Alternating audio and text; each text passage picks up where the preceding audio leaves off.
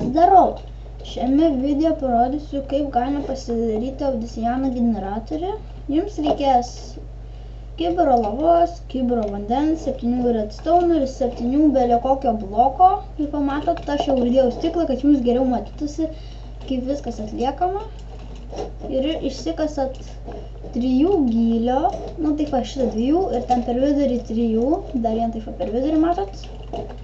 Ir va čia taip 3 ir čia 7, o žiūrėkit, 1, 2, 3, 4, 5, 6, 7. O, matot, čia tas pats. Tai ką, šitoje pusėje, man atrodo, kad biškai reikės daugiau buketų. Tai palaukit, paimsiu. Aš kurtis reikės gal 3 buketų. Lavos užteks 1. Va, žiūrėkit, uždėjom čia. Čia taip. Čia. Ir va čia. Nu, viskas taip gerai.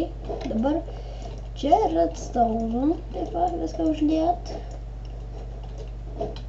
Nu, o dabar, o čia va, mat kaip ir vidurį.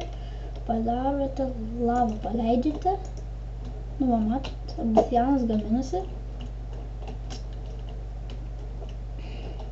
Nu, va. Čia, ten pasigaminu. Kol viską baigėte, tiesiog išsimet lavą. O, dabar ėmate, nesikasat obsidianą ir vėl tą patį, ir vėl paėmat, ir vėl redstone, ir vėl padedat, ir vėl taip pat atliekat tą patį.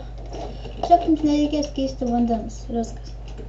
Tai va, toksai yra obsidiano generatorius. Ir dar taip pat padarysiu, kaip galima padaryti DMD blokų generatorių. Tik ten jums reikės DMD blokų.